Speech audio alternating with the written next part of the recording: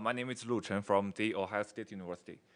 Today I'm going to present our work, BiPass, enabling end-to-end for duplex. So first, I would like you to think about a very simple scenario where two nodes A and B want to exchange information. So traditionally, resource division can be used, like time division, frequency division. In recent years, for duplex has been shown practical.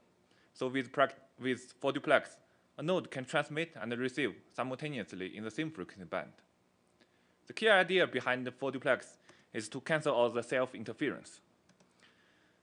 So by canceling the self-interference, a node will not be interfered by itself, thus leave the room for packets from the other side. And with the same idea, for duplex relay is also possible. Instead of generating data itself, it can forward whatever it has been received while receiving the same packet. A good feature about for duplex relay is that it has a very small delay. In practice, it's usually one sample to several samples. So with all these for duplex and for duplex relays, our key question to ask is it possible to enable for duplex or multi-hop, or simply end-to-end for duplex? For example, when the two nodes A and B are out of direct communication range, and luckily they have a for duplex relay cluster in between. So is it possible that with the help of this for duplex relay cluster, A and B can still do the for duplex transmission as if they were close by? Now I would like to introduce you some related work. So one line of work is AirExpress, which enables a one-way cut-through transmission. So the key idea behind AirExpress is to start from the destination node B to source node A. Each node do training and cancel forward interference and cross-hop interference. However, both A and B are destination nodes in the bidirectional case, and it's not clear which node is forwarder. So AirExpress cannot be directly used for the bidirectional case. Another line of work is analog network coding, which is a smart bidirectional transmission scheme. So with analog network coding, and consider a simple scenario where two nodes A and B want to exchange information via relay R. So in the first slot, A and B will transmit together. And as a result, the relay R will receive a combined signal from the both source nodes. And it's a linear combination. And in the second slot, the relay will simply forward what he has been received. And upon receiving this mixed packet, A and B can subtract its own packet, so it can decode the message from the other side. Our system brings the multiple slots requirement to a single slot, regardless of number of hops. So now let's consider this problem again. So we can first consider about the source node. As a source node, the target of the source node is pretty clear. It does not want to hear interference from itself. So that includes the traditional self-interference, as well as the potential interference from the relay cluster. So if the source node can somehow cancel this interference, then it will have some room to receive the packets from the other sides. And we call this interference as loopback interference. And it is possible that loopback interference can be canceled if we have the channel, including the self-interference channel as well as the channel through the for duplex relay cluster. So can we get the channel? Is it that easy? Now let's take a look at the relay cluster and assume there is only two nodes within the relay cluster. So when the signal from when A and B want to do the training, probably it will send out some training sequence. And this training sequence will arrive at the relay cluster formed by A and B. Recall that a for duplex relay will forward whatever it has been received blindly. So R1 and R2 in this case will just forward again and again for the same training sequence. And as a result, it will form an infinite loop. This is very bad because as a source node, A or B, it will observe an infinite channel response from the relay cluster, which means that it's very hard for them to do any cancellation. So what can we do? We propose a solution that is sequential training for the loopback interference. So in our scheme, start from any relay. Each relay trains for the loopback interference one after another, and once finished the training, it will operate in the 4-duplex relay mode. For example, start from any relay. Let's start from R2, for example. It will do the loopback interference training. In this case, since all other nodes are silent, in this case, it's just the same as the self-interference cancellation channel estimation. No problem. So after R2 finishes its training, it will operate in the 4-duplex relay mode. So it will relay whatever it has been received. Now we proceed to another relay. Let's say R1. So for R1, there's something different. Besides the usual self-interference channel, it will also observe a path through the relay R2. This is because R2 is already a 4-duplex relay. But the good thing is R2 will definitely generate a finite response in this case. So R1 will also get the channel with no problem. So in this case, R1 can also train with no problem, and it can operate in 4-duplex relay mode. And together, they form a 4-duplex relay cluster. The problem is, when the third relay wants to train the channel, will it observe a finite response from the relay cluster? Let's take a closer look of the relay cluster again. And remember that R1 trains after R2. That means R1 has the ability to cancel a signal the second time it sees the same signal. For example, when the training sequence from R3 may first reach R1, then this is the first time R1 sees it. Nothing can be done, so it's just forward blindly out. And R2 will probably receive it. R2 is also a 4-duplex relay, so it's just forward out again, blindly. And it will also reach R1. Note that this is the second time R1 sees it, and R1 has the ability to cancel a signal the second time it sees it. So it can cancel this signal, so no infinite loop. Another example is that signal may first reach R2, then R2 forward to R1. R1, this is the first time R1 sees it, so nothing can be done. Then to R2. R2 can't do anything, then forward it again. Now this is the second time R1 sees it, and it can be canceled. So there's no infinite loop.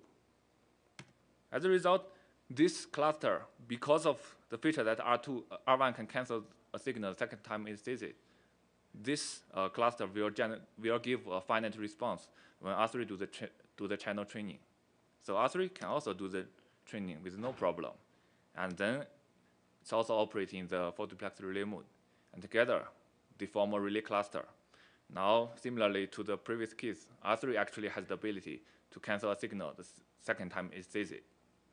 So if, for example, if the source node A or B now do the training, the signal goes to the relay cluster, and because R3 can cancel a signal the second time it sees it, this relay cluster will generate a finite response. So the source node can also do the training with no problem. More specifically, the source node A can cancel its self-interference with no problem, and because the relay cluster will generate a finite response, this path can also be canceled. Similarly, B can also cancel the loopback interference. Because A and B both can cancel the loopback interference, this actually leaves room for the packets from the other side. So as a result, A and B can do 4-duplex transmission as if they were close by. Now we have solved the problem of interference.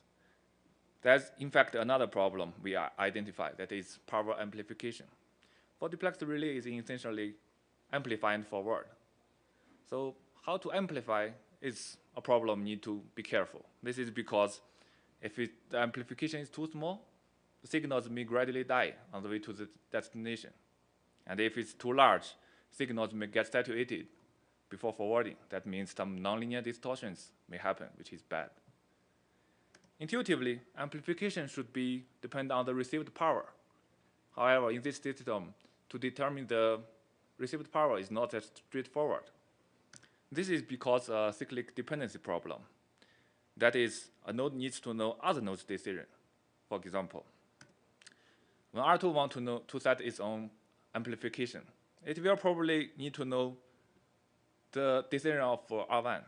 And this is because, for example, if R1 has a higher amplification coefficient, that probably means the relay R2 will receive a higher power.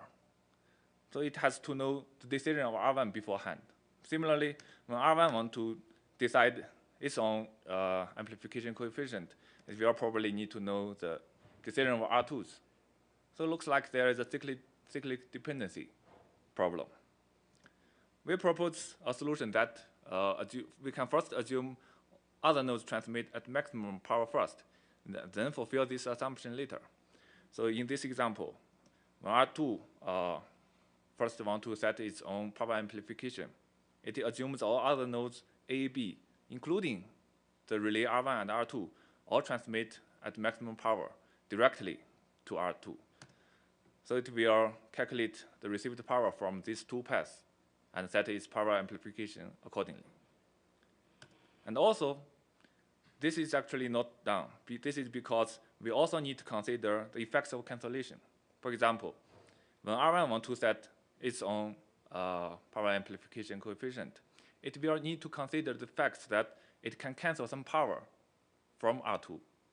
So in this case, it will assume the untrained node, that's including AB and R3, transmit at maximum power directly to itself, and R2 as a relay for these nodes. More details, you can refer to our paper. So as with our algorithm, after this process, we prove that each relay will operate at their maximum power. And more importantly, we show in paper that any training sequence will give the same SNR performance as the end node, which means there is no optimum sequence or worst training sequence. So now we have BiPass in hand. Another issue is how can we utilize BiPass in a large network? For example, in a large network, as you can imagine, there may be many nodes that can be selected as relays. Should we select all of them or just a subset of them? In fact, we found that more relays will first cause more interference to the rest of network. So although you may have a better performance of this single link, but you are taking the chances of other nodes to set up links. And also there is some practical issues like noise accumulation and the imperfect cancellation problem, which limits the number of relays that can be used. We propose a solution that tries to maximize the end-to-end SNR while using minimum number of hops. Another problem is, in a network, the traffic may not be bidirectional. For example, A may have some data sending to B, but at the same time, B may have nothing sent to A. Although it's a bidirectional channel, looks like B is losing some opportunity. To solve this problem, we propose an opportunistic forwarding scheme. In this case, B may not have data for A, but if it is lucky enough, it may have some data for C, another node, and it may be closer to C than itself. So it can take advantage of this link and transmit the packets of C to A first, and at a later time, it can forward that packet to node C. Not even such opportunities.